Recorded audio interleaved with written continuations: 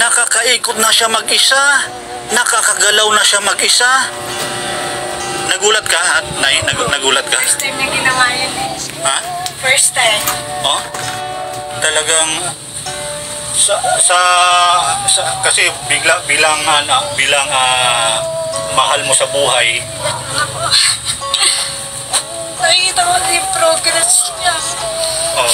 Kasi isang taon niyang halos di siya makagalaw. Tapos ngayon nagagawa niya na. Bilang mahal mo sa buhay, galak na galak ka ngayon. Mahal na mahal mo yung asawa mo.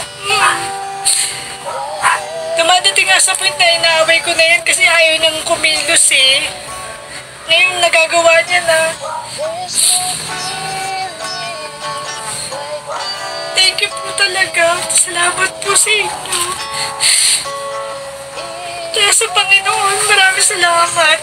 Ginawa niya kayong instrumento sa mga katulad po niya na stroke patient. Yun lang po, sana po marami pa po kayong matulungan kagaya niya. Kaya wag po kayo mawawalan ng pag-asa. Gagaling pa rin po kayo. Tiwala lang po sa Panginoon. Salamat po.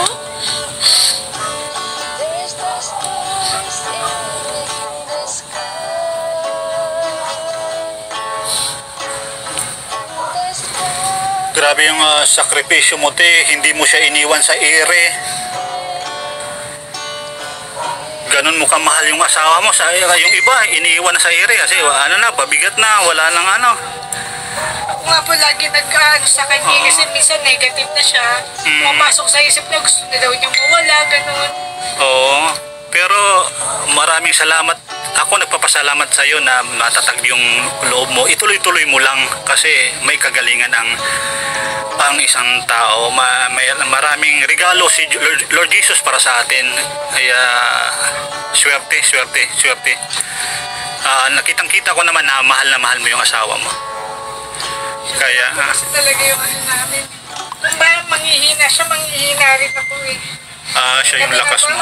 Gusto ko makita maging positive siya lagi. Ayoko pumapasok sa isip niya na gusto niya na mawala.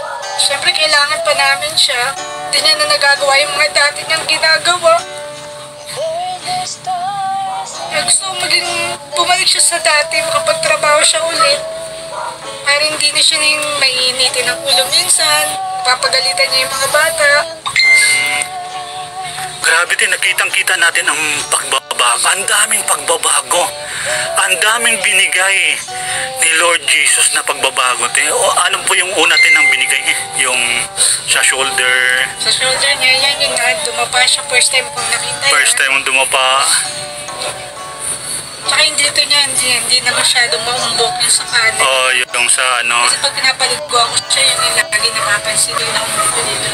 Tsaka masakit daw. Tsaka sa gilid. Parang siya na-dislocate yung ribs niya. Pero ngayon okay na, pantay na siya.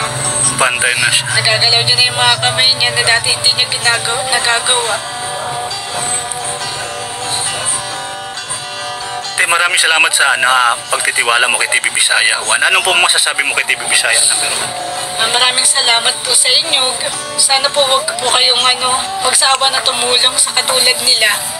Kasi sa based on my experience, yung mga nakakasabay namin sa therapy, nawawalan na sila ng pag-asa sa buhay na baka hindi na daw sila gumaling. Kasi 5 years hindi pa gumagaling eh. Nagkakaroon na rin ng epekto sa pamilya. Yun nga, since nilabi niya nagkakahiwa-hiwalay, iniiwan ng asawa. Ayoko pumasok sa point na mangyari sa aming mag-asawa yung ganun. Kaya tinutulungan ko po siya. Salamat po sa inyo. Sana po marami pa po kayo matulungan. Wag po kayo mawalan din ng pag-asa yung mga stroke patient. Gagaling po kayo, tiwala lang po. Saka nandyan po si Lord, tawag po kayo sa kanya, hindi po niya kayo bibiguin. Opo, maraming umasa sa kay TV Bisaya, pero lagi kong sinasabi, hindi ako. Kayo po yung ginawa ng instrument. Diba, Kuya Alan? Hindi ako. Maraming umaasa, pero siya talaga. Maraming salamat talaga sa suporta. Ituloy na namin. Napaiyak tuloy kita. Kasi Lumakas yung damdamin mo talaga, no? First time mo nakita, akala mo wala ng pag-asa. Akala mo hindi nagagaling, lalo na sa itong balakang niya. Yung sa balakang. Kasi 1 year na eh. Kasi pag tumatagal yung balakang, malulumpo siya. Yun nga po, yun nga sinabi sa amin ng doktor. Kailangan gumalaw-galaw siya. Oo. Pag tumatagal. Talagang akala ko lagi na niyang ginagawa yung dumapa siya mag-isa. Pero mo hindi siya nalaglag dito. Hindi siya nalaglag nang umikot siya. Umikot siya mag-isa. Umikot siya mag-isa. Kasi ultimo mga tagilid, nahihirapan siya itagilid yung katawan niya. Kailangan tutulungan mo pa siya para tumagilid.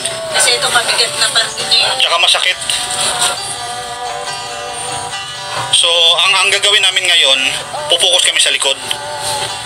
Kuya Alan, okay ka lang? Pupokus tayo sa likod Ay, nakadapakan na eh.